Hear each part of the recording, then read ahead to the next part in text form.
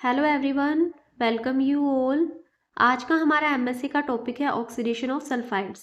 आज के इस वीडियो लेक्चर में हम डिस्कस करने वाले हैं सल्फाइड के ऑक्सीडेशन के बारे में और देखेंगे कैसे हम सल्फाइड का ऑक्सीडेशन करवा सकते हैं डिफरेंट रिएजेंट की हेल्प से। तो यहाँ पर बात आती है डाई एल्किल सल्फाइड्स को लेकर। तो पहले हमें ये पता होना चाहिए कि डाई एल्किल सल्फाइड्स क्या होते हैं। तो यहाँ पर बोला गया है कि जो डाई एल्किल सल्फाइड है वो ईथर के सल्फर डेरिवेटिव होते हैं।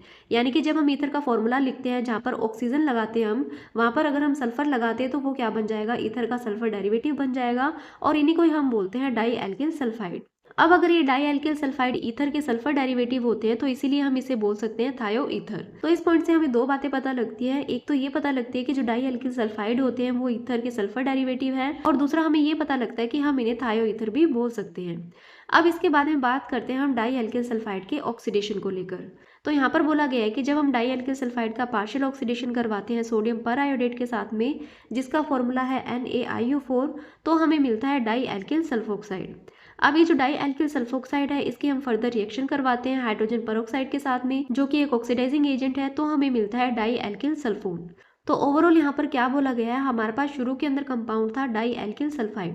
अब ये जो डाई एल्किल सल्फाइड है पहले हम इसे ट्रीट करेंगे सोडियम पर आयोडेट के साथ में, जिसके बाद में इसका पार्शियल ऑक्सीडेशन होगा और पार्शियल ऑक्सीडेशन के बाद में ये कन्वर्ट होगा डाई एल्किल सल्फोक्साइड में।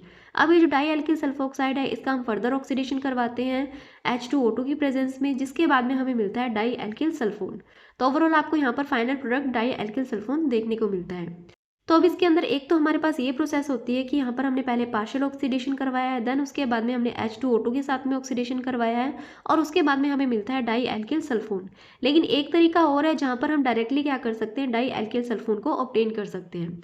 और इसके लिए हमें क्या करना पड़ेगा, जो डाई एल्किल सल्फाइड है इसे ट्रीट करना पड़ेगा हाइड्रोजन परऑक्साइड के साथ में या फिर KMnO4 के साथ में। तो अगर हम इन ऑक्सीडाइजिंग एजेंट के साथ में डाई एल्किल सल्फाइड को ट्रीट करते हैं तो हमें वहाँ से डायरेक्टली डाई एल्किल सल्फोन देखने को मिलता है एज अ फाइनल प्रोडक्ट। तो इस पूरी बात को हमने यहाँ पर एक डायग्राम से शो किया हुआ है। हमारे पास था डाई एल्किल सल्फाइड। ये जो डाई एल्किल सल्फाइड है ये क्या होता है, ये ईथर का सल्फर डेरिवेटिव होता है। तो यहाँ पर आप देखोगे ये क्या है, ये ईथर के जैसा फॉर्मूला आपको देखने को मिल रहा है। ईथर के अंदर जहाँ पर आपको यहाँ पर ऑक्सीजन देखने को मिलता है, इसमें यहाँ पर आपको सल्फर देखने को मिल रहा है, यानी कि ये क्या है, ईथर का सल्फर डेरिवेटिव हो जाता है। तो ये हमारा जो डाई एल्किल सल्फाइड है, जब हम इसे ट्रीट करते हैं सोडियम पर आयोडेट के साथ में, तो पहले इसका पार्शियल ऑक्सीडेशन होता है। पार्शियल ऑक्सीडेशन के बाद में ये बनाता है डाई एल्किल सल्फोक्साइड। तो जो डाई एल्किल सल्फोक्साइड की स्ट्रक्चर है वो आपको यहाँ पर देखने को मिल रही है। अब ये जो डाई एल्किल सल्फोक्साइड है इसके बनने के बाद में जब हम इसे ट्रीट करते हैं H2O2 के साथ में, तो ये फॉर्मेशन करता है डाई एल्किल सल्फोन का। तो ये प्रोसेस होती है हमारी जिससे कि हम डाई एल्किल सल्फोन का फॉर्मेशन कर सकते हैं। लेकिन ये जो दूसरी वाली रिएक्शन है इसके अंदर हम क्या कर सकते हैं, डाई एल्किल सल्फाइड को डायरेक्टली कन्वर्ट कर सकते हैं डाई एल्किल सल्फोन के अंदर।